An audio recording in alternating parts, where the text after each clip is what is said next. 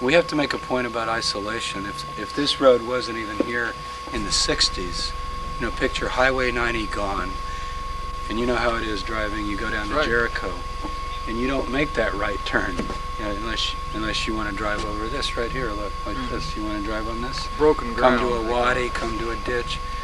And Jim was just saying at lunch that even DeVoe, or Michael was saying, DeVoe even would fly in from Jordan, right, in a helicopter. He was talking about drop somebody stuff. He was saying. No, but he was saying something about they had to fly in. Yeah, I have seen pictures of, you know, no roads at all, and DeVoe down here, something like sitting under a parasol drinking tea while the Bedouin went through these. Maybe even caves. Arak. Yeah.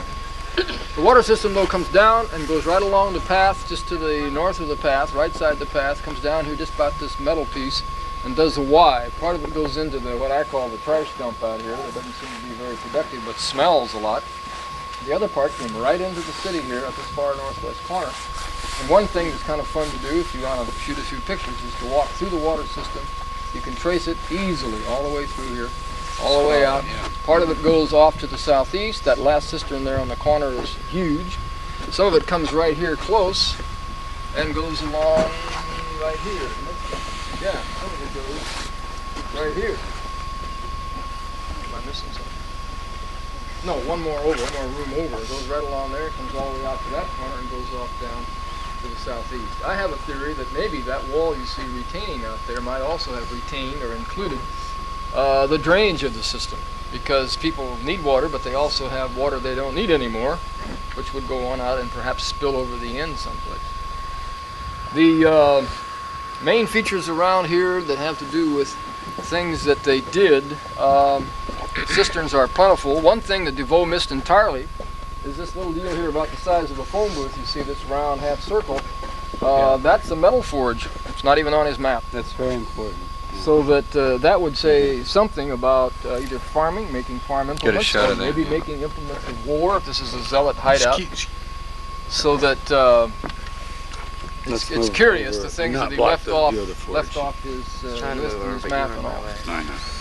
Basically, this was Iron Age out here. So if I want to try to reconstruct maybe three phases, Israelite 1 has to do with this area and the tower right in here. Israelite 2 was a little more expanded off into this direction than by Israelite 3. That seems to have been forgotten pretty much, and the Roman times were over on this side with all rooms that were added. A couple other features. This long room right here, long north and south, is the highly famed scriptorium, according to the traditional view, where on the second floor, people had these large, huge boulders that they smoothed off one side there in the Rockefeller, where the copying of the text was done, according to the traditional story. The scriptorium. The scriptorium.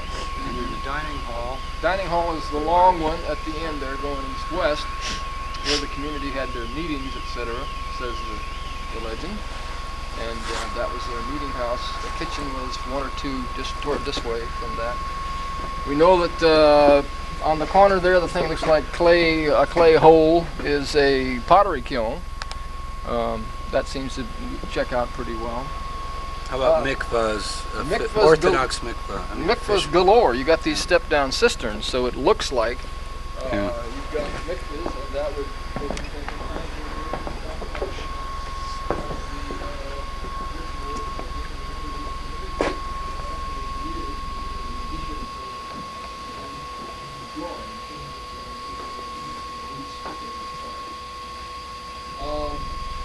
two things I think about Bergoni's map that are happy to mention. One is, in some places he made walls between rooms where no walls exist.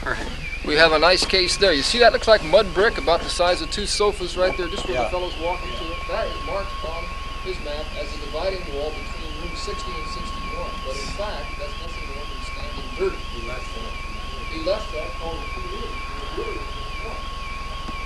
Besides that, there are portions on here, places, as you would list on the map, that are no longer there. Perhaps on the west side of this is like totally it's not only void. Just simply goes down a system now.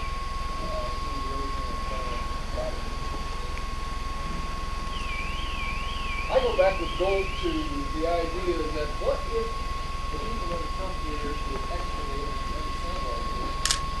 found something like the war scroll someplace first, they might have said to begin with, this is a zealot kind of a place, very much a militaristic thing, as opposed to the pacifistic, peace-loving Essenes.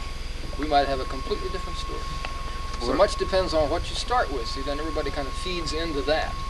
It could have been that we have a basic... Any scroll materials in any of these rooms? Like at Masada, we had scrolls hidden in the case walls.